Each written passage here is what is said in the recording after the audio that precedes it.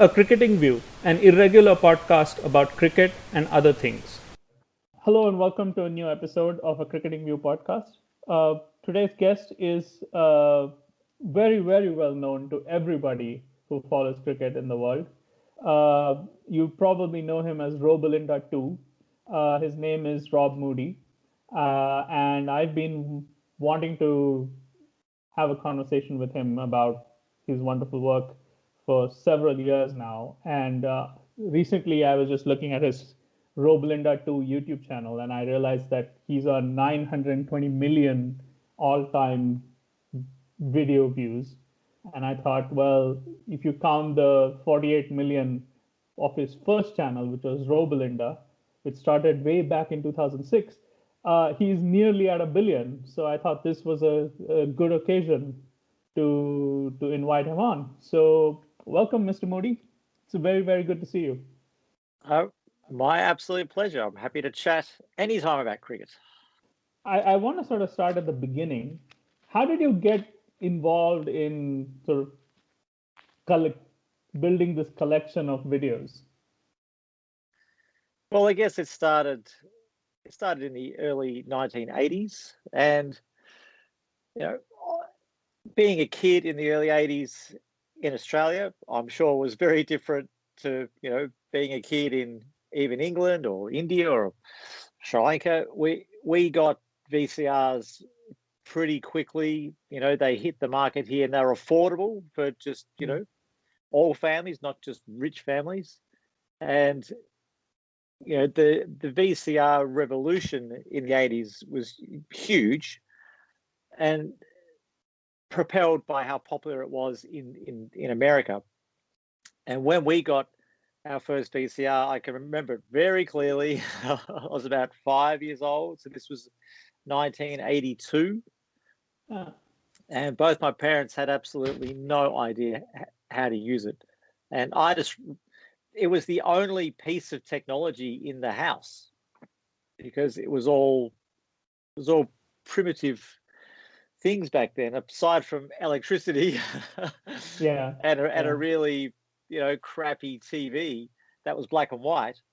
The VCR was incredible. So throughout the 80s in Australia, lots of kids, parents, and their dads in particular would build up the home library of movies they taped off TV and sport, tennis, football, cricket, and so it just became this thing that you're happy just to record anything. So the first few cricket highlights I uploaded were completely by mistake because I was just recording anything. And my dad would record anything too. So I found that he had a few movies that he rewatched a lot. And at the end, this old guy would come on the TV and introduce the highlights of this cricket match. It was Richie Benaud. I had no idea who he was back in the early 80s. Anyway, I saw the same highlight of the match highlights so often because my dad watched the same movie all the time that I thought, because it was the highlights were day 2 or 3 of a test match. And I thought, man, I wonder what happened in this game. So I thought the only way I'm going to know in the future is if I actually figure out when these highlights are on and actually record them in a row so I can keep track of this match. So that's how it sort of started. And then back then there was such an enormous gap at the end of the cricket season. Completely unlike now where there is no gap. It's just continuous. Back then, when late February hit, there was nothing on TV till mid-October if you're lucky. So from the next season, I made an effort after a torturous winter with watching nothing but the highlights I recorded previously. I thought, well, next season I've got to record everything. So I did. And a lot of years later, I still do the same thing. Thank goodness you did. I have this image of your garage being sort of chock full of VHS tapes from floor to ceiling. Uh, is that remotely accurate?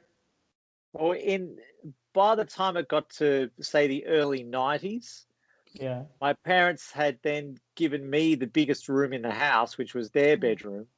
Yeah. And so they took a smaller bedroom so I could have all of my videos in my room. But obviously, I took that over really quickly. So then I did have to move some to the garage. And not just that, but any closet space in the house, underneath beds, anywhere. And that continued. And it got so much worse by the Yeah. time the end of the 90s came. Uh, it was just too much. It was thousands and thousands and thousands. It was overtaking the entire house. But Yeah. thankfully, Because DVD recording technology came out in 2003, 4. That yeah. made it. Because now I have this, and this is Yeah. 2 terabytes, and it's like smaller than one VHS tape. So Yep. imagine what would have been possible with this little machine and this computer. Absolutely. This the scale of data uh, collection and the miniaturization of data storage is just mind-bogglingly shifted since the 80s and even the 90s, I would say. Even like Absolutely. Yeah. CDs. Yeah. Did you ever switch to DVDs, or did you just directly go into hard disks? No, I switched to DVDs when it was affordable, and Yeah, DVD recorders were not affordable for quite a few years. yeah, From memory, I saw the first one around about year 2000, 2001, but they were like, $7,000, which is yeah. crazy. So I bought my first one That's in more than the 2000. computer. Yeah, way more. So, and I didn't even have a computer back then. So, because our internet was so bad here, and you know, the use of a computer with internet purposes really took a took a few years in the 2000s to to for it to be something you needed to use. But with Yeah. DVD recording, I bought my first DVD recorder during the Boxing Day test in 2003, where Saywag got the 195, Ah, and it cost about $3,500, and I wow. couldn't believe it was that much, and I can't believe I spent that sort of money. But hey, I could chuck in a DVD and press record and get 2 hours on the DVD, which is less than what I was getting on VHS because I always used 5-hour VHS tapes. So yeah, and plus the quality of DVDs in the early days, recordable DVDs, was really terrible and really Yeah. cheap. And so I converted my entire VHS archive onto DVD, Hmm. but I found that I had to make multiple copies of each DVD because they just kept breaking, like just not being able to read because they were so terrible. Yet the VHS tapes, I've still got heaps of them and they're still perfect from 1983, 84. Yet DVD, blank DVDs, which stopped working 2 years later. So that was very annoying. So I had to quickly move things onto hard drives. Hmm. Same thing there. Hard drives break. One day Yeah. you plug it in, it doesn't work. So I have to back up all the hard drives. So I've got all these 8 terabyte and 10 terabyte hard drives that are all backed up on another hard drive to make Yeah. sure that I don't lose it. And further than that, using the cloud. So I've got about 40 cloud accounts with Yeah. cricket footage on them. And yeah, it's too much footage. It's crazy, you know, how much it all is. So trying to keep track of it all and just be on top of the organization of it is it's just constant effort. Oh, I can imagine. I mean, I collect scorecards, and I built my own whole database. And the amount of tinkering I have to do about with it, that I mean, it's a hobby, and it's not my day job, right? So, Yeah. but even that is, I find, it's like a rabbit hole you go down, and it's fun, Yep. but it's still a rabbit hole, you know. Yep. Uh, Agreed. did you record entire day's play, or did you mostly stick to highlights? Okay, so back Channel 9, which obviously showed the cricket in Australia all the way up to just a few years ago, they stopped showing highlights in 1999 Mm, after the fifth test against England in January 99. So all the way up until then, they showed the highlights at night. So I learned pretty early that I would watch the whole day's play and not record it because I couldn't afford to. When I'm 7 or 8 years old, I can't afford to record entire test matches. I'm just a kid. So I taped the highlights. And then I'd watch the highlights, and I was just getting angry at the highlights because they didn't show all the boundaries in the day's play. And the half an hour highlights, minus the ads they'd shown, took it down to about 21 minutes.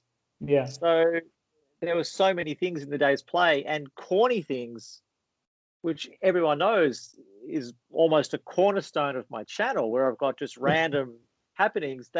You only find those in the full footage. You don't see them in the highlights if it's a short, 21 minutes for a whole test day's play is ridiculous back then. So I quickly learned I had to record the whole day's play.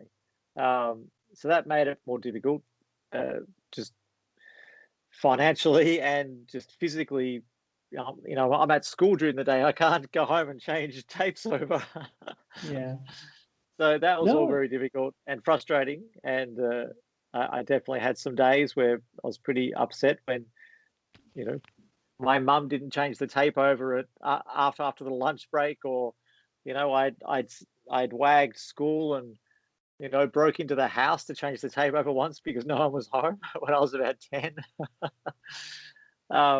But yeah, so I've always recorded the full day's play, and Yeah. that's what takes up most of the storage is the full day's play. But Yeah. even the big networks don't keep the full day's play. They just keep a relatively comprehensive highlights package. But I've been asked so many times by networks for certain incidents they don't have footage of because they never kept it because it wasn't deemed a highlight worth keeping.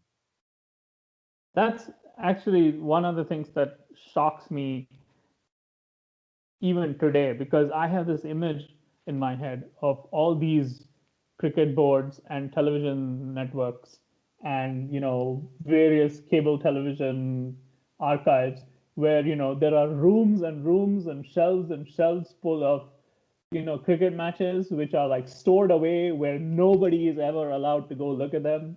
Yep, They're just wasting away on the yep, on the shelf, inaccessible to anybody. yep, And then I find myself thinking, well, as horrific as that is, it would be even more horrific if they're not even actually storing those things. You know, yep, and for example, the BCCI, it has lost footage of Sunil Gavaskar's 10,000 test run. It's yeah, incredible. yeah. It's You know, unbelievable, Eh, unbelievable. they really really don't care. And this is also one of the reasons why I think the whole YouTube uh, video footage thing has become so is such a blessing, because I understand that it is onerous and expensive, and a lot of work to store footage, and it's also expensive to store it and maintain it. And as Yep, you say, the storage media age, and then you have to back them up, and archiving is yeah, a whole, it's a whole field of its own. yeah. But surely you would think that a cricket board or a television station has more resources than one person, and yet they seem to be doing worse than you. Yeah, it's pretty funny. I mean, I, every now and again, someone will comment saying, they want to speak to the admin of my organization. or the manager of my company. It's like, you're kidding, right? It's just me. It's just one person. I don't have a team of people, going through my videos and searching for things to upload. It's just me, literally no one else. And I'm just sitting at home. I'm just like everyone else at home using YouTube. But it is funny how there's not yet a cricket board that's managed to get it right. And actually, the West Indies cricket board is doing a okay job. They're putting up a lot of full highlights. But not everything. And England has done sort of okay. Cricket Australia probably do the best job of all the boards, but it's the best job of the worst lot. I mean, they're not doing a great job. It's okay, but it's still nowhere near the setup that people want. Like, just imagine all of Channel 9's cricket they've shown. Obviously, they own it. Whoever owns it, they may still own it. I'm sure Cricket Australia owns it. I mean, it's worth nothing just sitting in a vault. Worth nothing. I don't understand why, cricket from the 80s and 90s in Australia, which only had one owner, can't be put on a pay-per-view sort of thing, or YouTube kind of thing. They can make advertising revenue from it, and people will watch it, I think. I mean, just to give the listeners an idea of what you're talking about, Cricket Australia have a media arm, which is cricket.com.au, and their YouTube channel started in December 2008. It has 3.5 billion views over the last 12 years. The ECB's YouTube channel also started in 2008, but it started in June 2008, and it has 1.5 billion views. The West Indies Cricket Board started in October 2017, so nearly a decade after England and Australia, and it already has 350 million views. The PCB has started again in September 2017. It has 425 million views. And most of the views on those channels have been over the last 3 or 4 years. The Cricket Australia channel just had interviews and random stuff. They didn't really do the old footage until, and you can search this on their site, and until about 3 or 4 years ago, ironically, when my channel started to get big, because for a long time there I had way more views than they did. But they're doing a good job now of putting up videos and getting a lot of views, but it's not a lot of old stuff. They still haven't cracked the code with the old stuff, so it makes a big difference when you can get access to Coley and Steve Smith anytime you want for a video interview. Of course you're going to get 500 million views for those sort of videos, but it's the older stuff, which is obviously what I specialize in. I don't touch anything recent or current. It's still, I think the boards still think it's not worth anything. Like, who wants to see an Alan Border 100 from 1987 versus that video of Coley and Smith asking each other questions at a table? I mean, I watched the Alan Border 100, but that's me. Yeah, I would too. So it's hard to compare, when you're trying to. And remember, these channels, they're a brand, and they make a lot of money. So they're thinking money first, not the quality of content first. And they're trying to reach a younger audience, whereas I'm not. So, if I uploaded a video of Alan Border, every one of my subscribers would know who he is. Whereas, say, if Cricket Australia did, that would probably alienate a lot of their viewers, because they're like, Alan Border, who cares? So yeah, hey, if I was doing a channel purely for profit, I'd be targeting probably every person in India, to be honest, because Yeah. that's Yeah. get most of the money from. It's just a fact, So that's the angle, to take if they want to make heaps of money, and that's what they're doing. I'm glad you brought that up because I find that this whole idea of where the money comes from and how you make money is there's one sort of view of it, which is to say, well, you look at the YouTube hits, hit count and traffic count, and you look at how much money it's generating. That is, if you commercialize it and you allow advertising on it. And you say, okay, well, this one is getting 1 million views, and I'm acquiring so much money, and this one is getting 10,000 views, and I'm not acquiring as much money. But the point is, in the long run, if you sort of make cricket publicly available, then you're going to have more people interested in the game, and that's going to make you so much more money than just the difference between like a 1 million hit video and a 10,000 hit video. Yeah. So it's sort of it's a way to, you have already the broadcast which is earning you money now, because the broadcasters are paying you for it, and then you can use the footage that they produce, and you can use it to sort of invest in cultivating customers and cultivating viewers and cultivating interest for the future. It's a sort of an insurance policy. And Yep. I've heard from other people that the BCCI, for instance, doesn't have a YouTube channel because they don't see any revenue in it, comparable to what they get from, Yeah. which Yeah. in that case, okay, well, they do, but that's now. Who knows what India is going to be like 20 years from now, Yeah. And I would not at all be surprised. I think a lot of people are very, very, excessively optimistic that cricket is going to stay popular in India forever. Yeah. And what's happening is that other sports are coming up, other leagues are coming up. There are other the attention economy is not a seller's market anymore, Yep. And it's not at all obvious that the cricket will be as popular 20 years from now in India as it is today.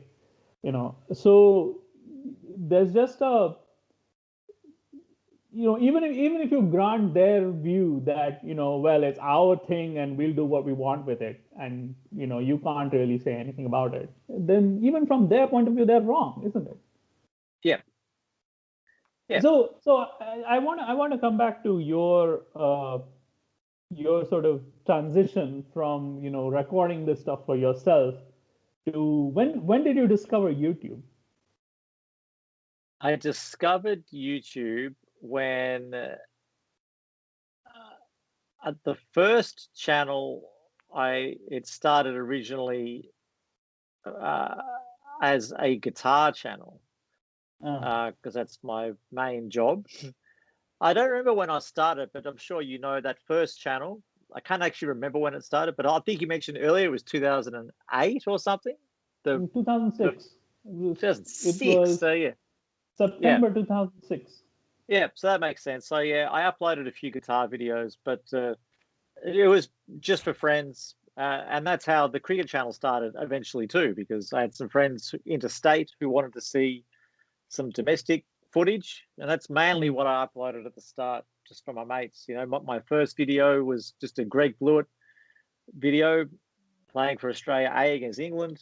I wasn't expecting anything at all. I did not even give it the slightest thought. I just thought, I just wanted my friends to see it, and that's it. Yeah. And then from that video, I think I did just a couple more, but then enough comments came, and messages like really quickly saying, hey, if you've got that match, do you have this one and this one? I'm like, hey, I do, but I didn't have any editing software yet. I only had a bad computer.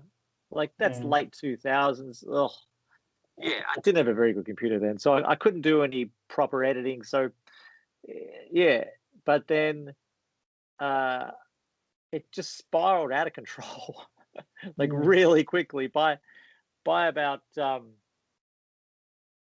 Yeah, I reckon 2 to 3 months later, and I'd hit 1 million views, and I thought, oh my God, that's amazing. Imagine 1 million views for these little videos. I thought it was amazing. I thought I'll just stop now.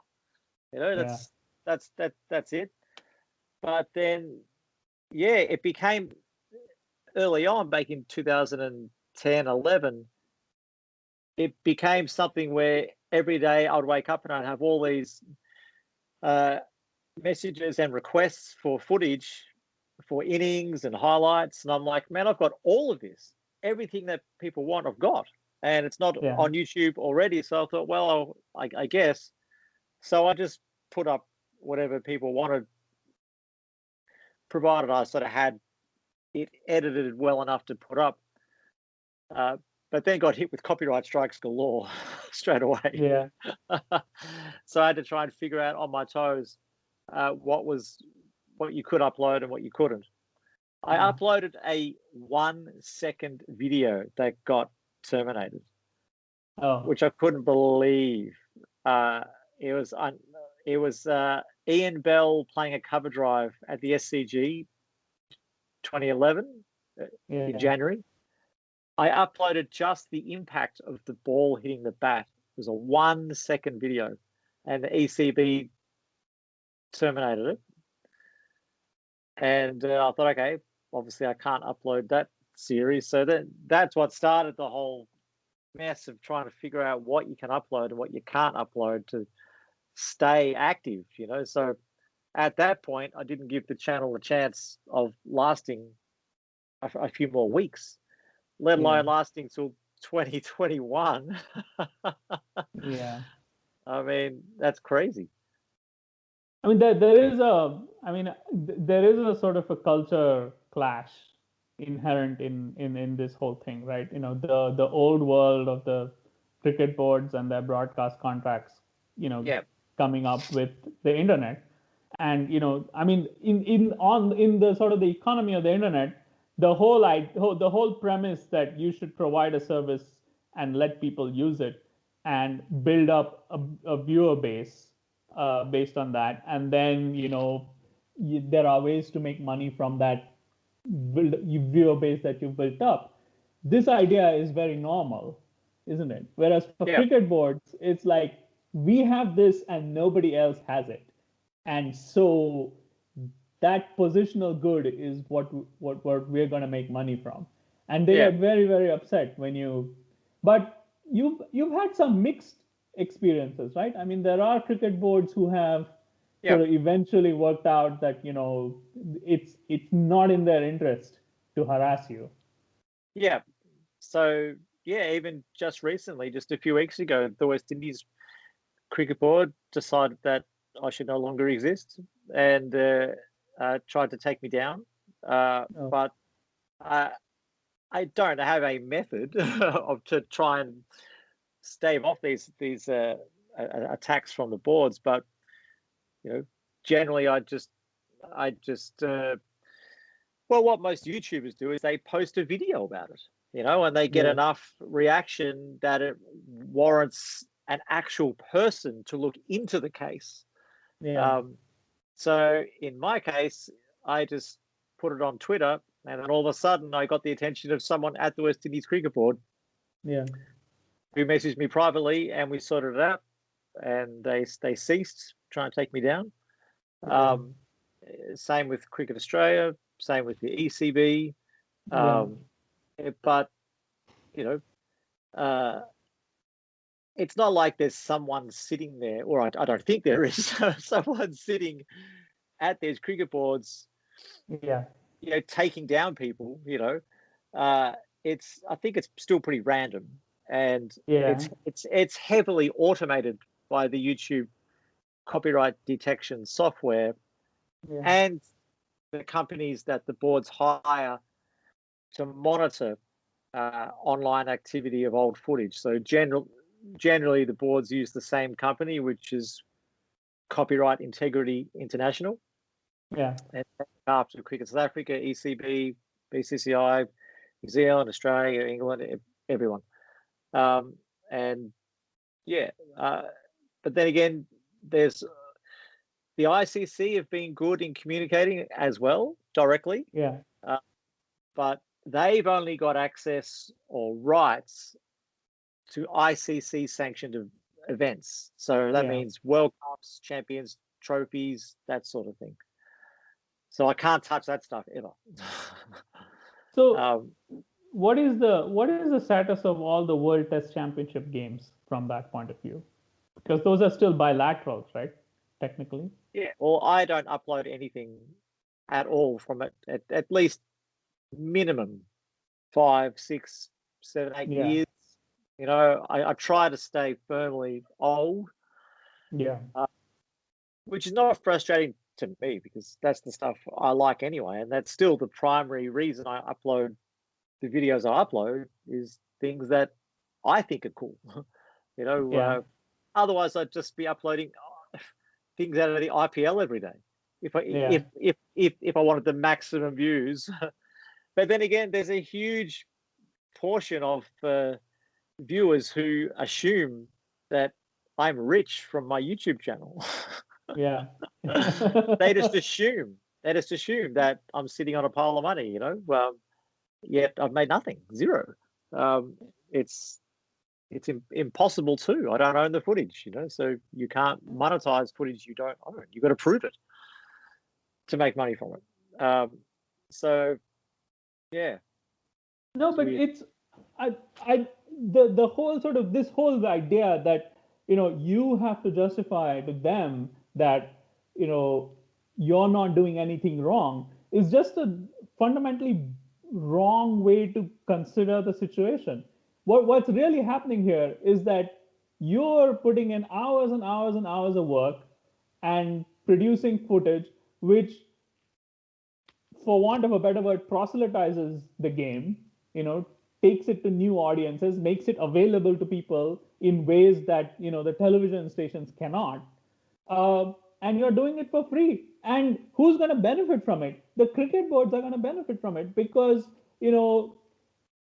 some infinitesimal percentage of their broadcaster contract comes from the fact that people are interested in cricket. And you're contributing to people being interested in cricket. They should be paying you to do this. Well, I always find it pretty funny when a video I'll upload actually makes it into the news. Yeah. Like when I first made the video of all the Inzamam runouts. Yeah. And it's his birthday today, by the way. Yes, I know. 50 years old. I couldn't believe that I was being asked for interviews from journalists saying this is an amazing video. And when Cricinfo made an article of who actually has got the most runouts, and it turned out that Steve Waugh had run his partner out the most out of any player in history. Yeah. Yet there's no video for it. And so everyone was like, Rob, you've got to do this. Let's ask Rob. Seriously? So I did the video. It took me a little while. But then from that, I was actually in the news here in this country and in India and everything. And I couldn't believe it. Like, that's crazy. Like, so clearly the footage means something to people to warrant it getting that much attention. Hence why I'm just dumbfounded why, the boards aren't making these cool videos. I mean, it's, the information is there. The ideas are already there, no one does it. Yeah, I mean, I find it, I mean, the BCCI, for instance, all the old private cricket clubs like the MCC and the CCI and the Chennai Chepauk, the Madras Cricket Club, they have like, they either employ or are associated with historians and archivists and people like that who keep a record of all the games that happened there, who build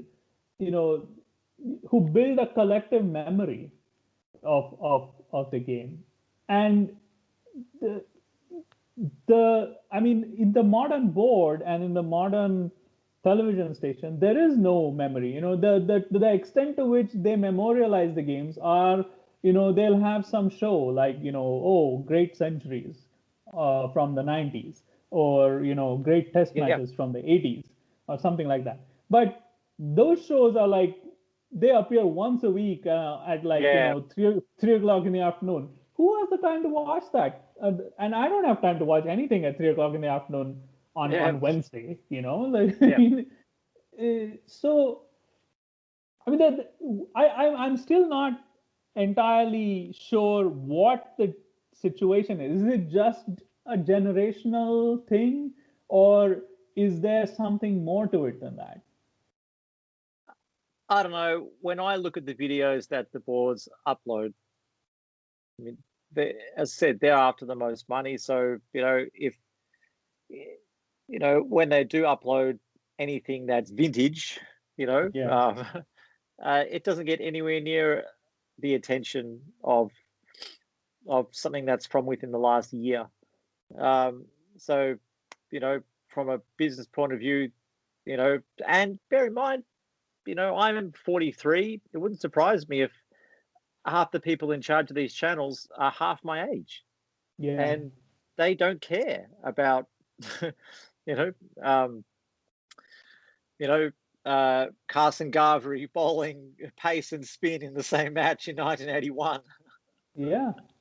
And No, but it's a great memory. It's a great way to sort of broaden people's horizons, and to give them some perspective about yeah, how the game was, because it's not like watching an old movie.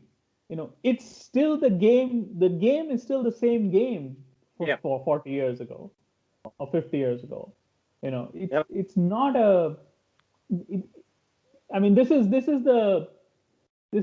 what sort of drives me up the wall a lot of the time, which is that and there is also this whole thing about well, should you always just put out stuff which is going to be immediately popular, or should you sort of invest in putting out stuff and try to cultivate an audience for it? Because otherwise everybody who writes about cricket would write the same way. yeah, They would say the same things because what people want to hear, and you can pander to those prejudices and those interests, and yeah, you'll be fine. But that that's sort of very, very self-defeating in the long run, I think. yeah.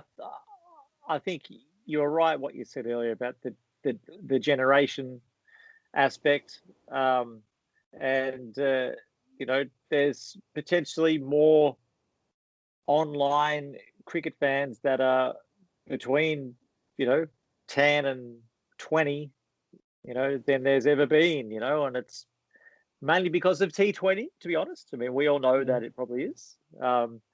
And yeah, I mean, it's the same on all social media platforms, and Twitter and Instagram and Facebook. Anything cool happens in a 2020 match, you're guaranteed several million views really yeah, quickly. You know, yeah, um, there's no way that I can hope to get that many views from anything vintage that I put up, yeah, and that's not the aim anyway, because it's pointless. yeah, Um, but yeah, that's the world I live in. yeah. But it I doesn't mean that the boards can't do a better job of satisfying the older audience who want the vintage stuff. Yeah, I mean the boards could do both. I mean, I'm not saying they shouldn't do the instant IPL, you know, Glenn Maxwell taking 22 in an over. Of course that's important. That Yeah, that is current and it's extraordinary, and yeah, it should definitely have a place. But the there's also things around it and adjacent to it and before yeah, it, which would sort of fill out the picture, I think, for them. yeah, And I and really, yeah, yeah. I mean, go on. there'll always be a history of the game. I mean, Yeah, anything that's happening now will be history in 10 years' yeah, time, in 20 years' yeah, time. So, you know, most of the people within my generation, loosely, that yeah, remember the 80s yeah, and the 90s and even the yeah, 2000s, yeah, there's 3 decades there which we just want to see covered a whole lot better. And, yeah, you know, how can you be in a situation where the footage doesn't exist because the board's never kept it? I mean, it's just, you just can't make that sort of crap up. And just because I've got it and I want to show it, I can't, because the boards will take it down. That's ridiculous, because there's a genuine history-making moments of the game which no one gets to see, and you know, you can't educate any of the younger audience because of some bureaucratic nonsense, which is ridiculous. Yes, and what I find especially comical about this is that it is the sort of the automated bureaucracy which shuts you down, and then the real people from the boards get in touch with you and pull you back up. So it's like, it's not even clear that they actually mean to shut you down. No, they don't. But yeah, I mean, there'll come a time where I do get that last copyright strike. I've got 2 at the moment. I've always got 2. It's just never gone to 3, which is straight out termination. I don't think I'd have a chance of that, because there's so many bogus strikes that happen anyway. But that's YouTube's fallacy. But it's just it's disappointing when someone will say, "Hey, I was born in 2005, and I really want to see fuller highlights of something from the 2001 Australia-India series." And I'm like, I can't put it up. I mean, I can't. I'm just not allowed to. So, and I think, man, I've got ball by ball of the Laxman 281.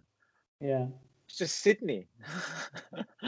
I think we could start a petition to get that thing up there, ball by ball 281. I think there would be millions of people. There would be millions of people who would want to watch that. I do want to come to your another aspect of your work, which is your editing style, which I find wonderful, because it's sort of suitably irreverent. It sort of, I think you're sort of a great curator of all the foibles of the partisan fan, and all the foibles of partisan fandom, because you poke at them so successfully and so precisely all the time. And over the years, I've come to appreciate that a great deal. Do you have a particular have you developed particular templates, editorial templates for your videos? Or? No, I don't make fancy videos with fancy titles and stuff like that. I just do basic editing. That's what I like to see personally, so that's what I do.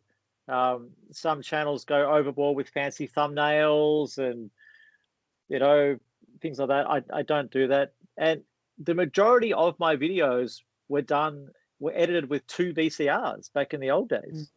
So the last, say yesterday, I uploaded footage from the India-Sri Lanka World Cup match in '96. That was edited on my VCR in 1996. So it's old footage, and it's an old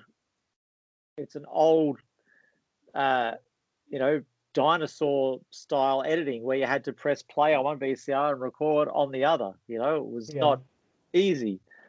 I tied it up a little bit on the computer now, 25 years later.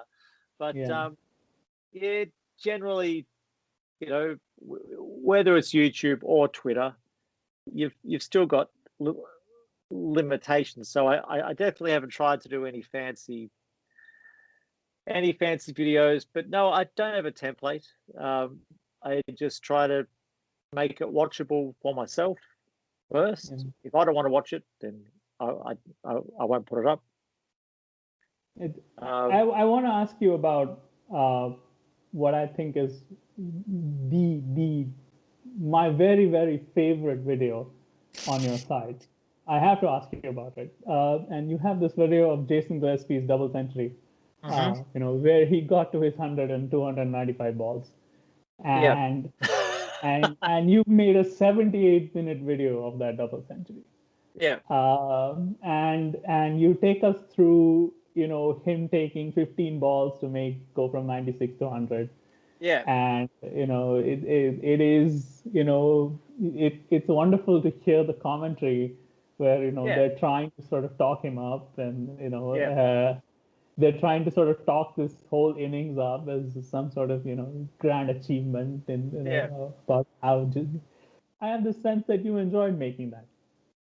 Yeah. Well, that video, most of the time, I'm pretty lazy, to be honest. I mean, so with that video, I just couldn't be bothered editing it down any further from the full footage. Hence why I kept the long sequence where Wasim Akram is talking to Brett Lee and Mitchell Yeah. Johnson on the balcony. Again, things you don't see in the highlights.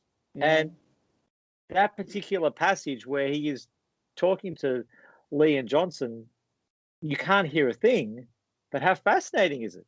Because Yeah. you just, every movement he makes and you're trying to figure out what he's saying has nothing to do with the actual video itself about Jason Gillespie's his batting. But I was just, from memory, I was just lazy. I thought, oh, I could edit it down, but also knew that having ball by ball of that innings, if I did put up a long video, it would be for the purists who would be watching. And so I thought, any long video I chuck up on YouTube, I'll also make a shorter one for Twitter for the more disposable, uh, uh, videos which you see on Instagram, Facebook, and YouTube. Oh, sorry, on Twitter. They just come and go, whereas the YouTube ones are always able to find them all the time because they're properly labeled. But just a general post on Twitter gets lost amongst the millions. Yeah. So so that video, I just thought I'd put in a lot of defensive shots because the innings was boring, so boring. Yeah. I mean, it's so boring. But And it's a brilliant work of editing, I think, because it tells the story of the innings really well. That it's basically he comes in as a night watchman ahead of all these amazing batsmen against a very average attack on a yeah, very good pitch. yeah, And you know, he basically makes the runs which really those batsmen should have made much quicker and in a much more exciting fashion. Because interspersed in his innings, you have Michael Hussey putting away half volleys for yeah, four, and and Jason Gillespie is basically blocking everything but the rank half volley and the rank short yeah. ball. And I It's fun. thought I love that video. I watched that video several times. I don't know what that says about me, but I do love that video. Where do you see, like, in, I don't know, let's see, in 2037, I presume you'll be like close to 60, and God knows where Test cricket will be, whether it'll even be there. We have no idea. Although I suspect that the predictions of the end of Test cricket are somewhat exaggerated. They Yeah, usually tend to be, because the game tends to survive. always. But where do you think the whole sort of broadcast and the recording of the game and this whole, eh, everything has been, a lot of dust has been thrown up in the air because of YouTube and the internet, and Yeah. it has disrupted broadcast television. Where do you think that will be 20 years from now? Um, I I think I know what I'd like it to be, but I don't Yeah, think it'll get there. I mean, what you want is just access. You yeah, just want access. Something that's been seen on TV already, but then as soon as it's finished, is completely inaccessible in any shape or form to anybody. forever. Is just Yeah, seems ridiculous when you actually say those words out loud. Yeah. And we've all got the technical ability to physically record the match if you wanted to, Yeah. with whatever setup everyone's got. But not everyone does. And, Yeah. internet's not going anywhere, clearly. And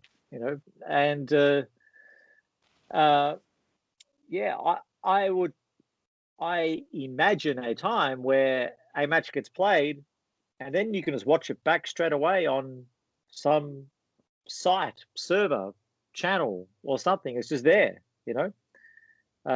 Why not? It's just got shown. You've just watched it on free to air or whatever, even if it was pay TV. And it's done. Whatever ads that were shown during it, they've made their money. Money's been, given and taken. It would be nice to see matches just available. If people have the ability to record them at home, which they have for the last 40 years, then what's stopping the boards from just making the matches available for a low cost, $2, $10, I don't know, something, just so you got access to the matches. I mean, and I mean, I've always often wondered, what they mean when they say that, oh, you're stealing our footage. What does that mean? Because we're not stopping you, we're not depriving you of the right to show your own footage if you like. We're just saying, well, you're not going to show it. You're just keeping it on the shelf. Might as well let somebody see it. I mean, I don't understand why, it's not. We have to sort of find terminology and new concepts to understand these new things. Because copying footage of a match which you already paid for because you have the subscription to Channel 9 or whatever in your own home for your own self, and sharing it with your friends, or even using it to tell a bigger story, is firstly in the interests of the game. Secondly, it's not depriving them of telling their story.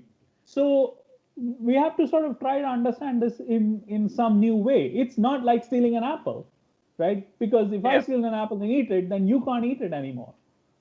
Yeah, and we're talking about old footage. I mean, these days, certainly Cricket Australia will upload all the individual centuries from a match. Yeah. They do that pretty regularly, which is great. Highlights of the day and all. I noticed Cricket Australia, the recent Australia-India series, the highlights for the 5th day at Brisbane have been viewed 23 million times. Yeah, it's crazy. It's crazy, and that's good. But just say you want to watch the whole final session. Do you know how many people have asked me for that final session? Yeah. Just thousands of people. And I'm like, I can't show that. It's literally from 2 months ago.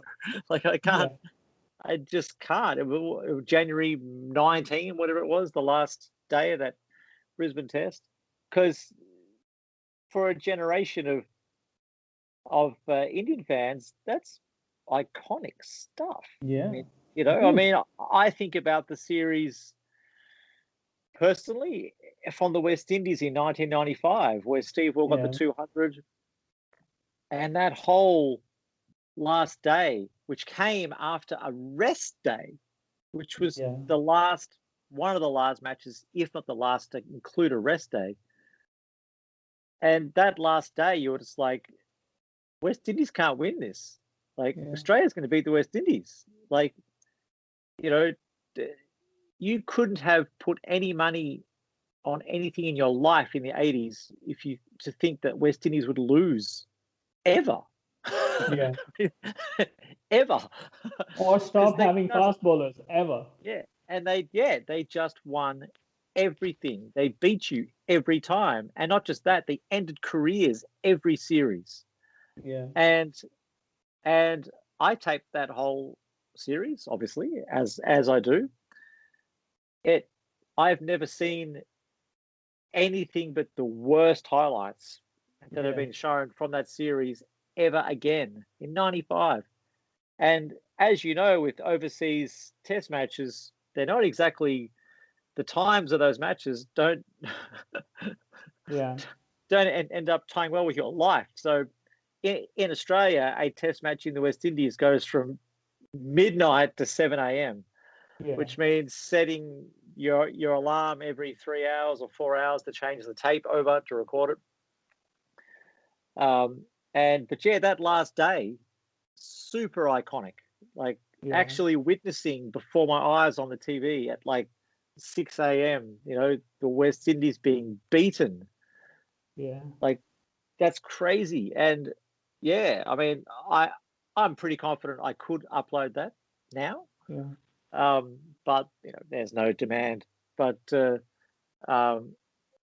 yeah, that sort of footage, which was just iconic, and so the Gabba footage from 2 months ago with India beating the Aussies again over here. Imagine if Cricket Australia uploaded that last session, ball by ball. Yeah. Yeah. That will be cool. We're still not there yet. We're still just got minuscule highlights, 3 or 4 minutes. We're yet to see anything really substantial. Show us. Give How us the a game 2-hour video. I dare you. Do a 2-hour video. I've done video that long, and I'm just me. That they could do it. They could do it. Imagine seeing Sachin Tendulkar's 200, the first 200 in one-day cricket, ball by ball, on the BCCI YouTube channel. Imagine how awesome that would be. Yeah. I mean, this is 10 years ago, I suppose they could argue that, well, there's a technical limit to, how much you can upload and what length you can, but that's no longer the case. You can pretty much, I mean, YouTube has the technical infrastructure to let you do pretty much what you like at this point. And I'm glad you brought that up because, in the NFL in America, the game lasts for like 3 hours, but really if you take the playing time, it's only like 30 minutes. And they have this system where they produce the 30-minute play by play of the game, where they show every play without all the gaps in between. And that's a form of watching the game, and I know a lot of people who actually watch that. And I've always thought you could do that with cricket quite easily. I mean, you could take it. I mean, that would actually be an interesting task to take it down to just the play itself, but then you'd miss out on, awesome commentary bits. I mean, it doesn't happen every game, but there is some genuinely really good sections of commentary which are really fascinating, where you're getting quality commentary. Doesn't happen very often these days. Happens very rarely, I guess. But cricket commentary isn't exactly at its peak at the moment. Do you ever foresee a time where basically all cricket will be streamed online and left online for whoever wants to watch it forever and ever? No, I don't think that the only way that would happen is because, as we know, the world is money hungry. There will be, a fee involved, which is fine. I mean, I have no problem with that. Like, imagine if I didn't have to record all the matches because they were just available. Like, that'd be great. Like, I only do it because I want to see them again. For that, that's the only reason. If YouTube didn't exist and internet didn't exist, I'd still be doing exactly the same thing personally. In the 80s, I made my own highlights of test matches because I didn't like the Channel 9 highlights, so I'd still be doing the same now, So, I don't think it'll get to a time anytime soon where a full match will be able to be rewatched. But, What advice would you give to cricket boards? Because I think they should listen to you. And I think even if they're not listening to you, their customers, people who love watch cricket and follow cricket, they should listen to you. So if you wanted, if you had to sort of lay out a map for them to to the place where they ought to be from the place where they are right now, what would you tell them? And as you said, the different boards are starting from different positions in this. Yeah, well, I think firstly it has to be something they A, want to do, and B, deem financially worthy. Yeah, Because no one's going to put a whole ton of effort into something that's not going to make any money yeah, if you're a cricket board. So the fact that none of the boards are doing anything near what the fans really want may show you that, us guys wanting a full replay of a whole test match, maybe that will never be something that you'll get. I'm no businessman, obviously, because I spend all my time doing things for free.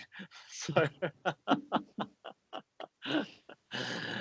so I'm definitely not the person to ask about that. I mean, I could imagine a board meeting for a cricket board where the last thing they'll be thinking about is some match from 10 years ago being provided for free. It just wouldn't be something they would be thinking was going to increase their revenue or get themselves out of a financial hole, because it's not worth that much. So I think unfortunately, that's what I think is the bottom line, is that it's just not worth it, which is obviously disappointing. But if that's the case, then let everyone else just show the matches for free. Because if they don't think it's worth it and they can't make enough money from it, then let me chuck up the Laxman 281. It's a lot of hours. And I don't understand why they don't let you run advertising on it. And what's it to them? Okay, fine. They can charge you. They can say, okay, well, we'll take some percentage of whatever you earn, but they should still let you do it. Well, because you're still putting in the work, aren't you? Yeah, most of the cricket boards, well, say the Cricket Australia channel, I mean, generally what they do is they'll upload something that's similar to what I've uploaded before, but they won't take my video down, which will be almost a direct copy, but they'll just put ads on my video. Because it'll have had millions of more views by the time they get around to it. And that's what generally happens. So they end up making their money, because people say, hey, Rob, I was watching one of your videos and an ad came up. I thought you were non-profit. You're a liar. I'm like, well, no,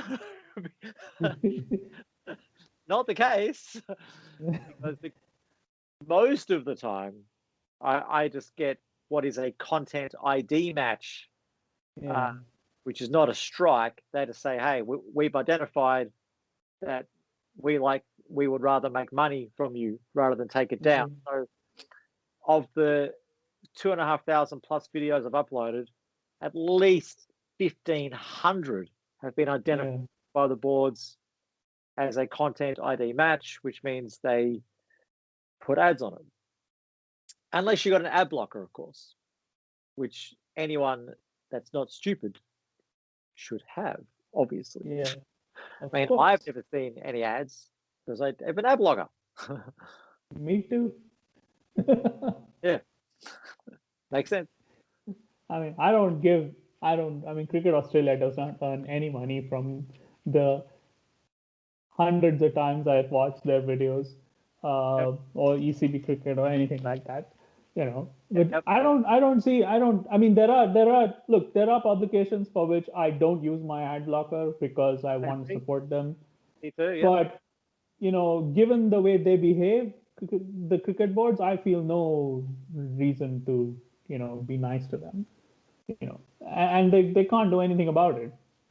I hope that this story has not just a happy ending, but also a happy life forever and ever, because it's a great service you're doing to everybody here, showing them footage from, we are in this strange generation where today's generation of cricketers think nothing of playing with Australian players or English players or Sri Lankan players or Pakistani players or West Indian players. Yeah. Whereas players from the 80s, the only time they would probably see visiting players or players of foreign countries is during a test tour, Yeah. and so it was far less ubiquitous, and the Yeah. tours were sort of there's a memory and a memorialization of those tours which has occurred through news reports and books that players have written, and Yeah. stories that get told about those tours, you know uh, and it would be so much better if we could actually watch the footage, you know Yep. Agreed. especially in places where they have not lost it, which so do you have any last words for my very few listeners? Um, enjoy watching all the content before it disappears because it won't last forever. On that forbidding note, I hope it never ever happens. Well, firstly, thank you for everything you do with cricket. You're one of the I think you're one of the great benefactors of the game, and you made my life significantly more pleasurable. So thank you for that. I will end this with the hope that the world becomes more favorable for the work that you do and for your I hesitate to even call it a hobby because I think cricket is my hobby, but then I see you and it's your obsession, I would say. It's your life, and it's It's wonderful. something. So thank you for talking to me. This is a lot of fun. Absolute pleasure. I love to speak to all cricket fans, and I'm just a fan of cricket like everyone else. Just trying to share my love for the game in the way that I can, and hope that Yeah. everyone likes it.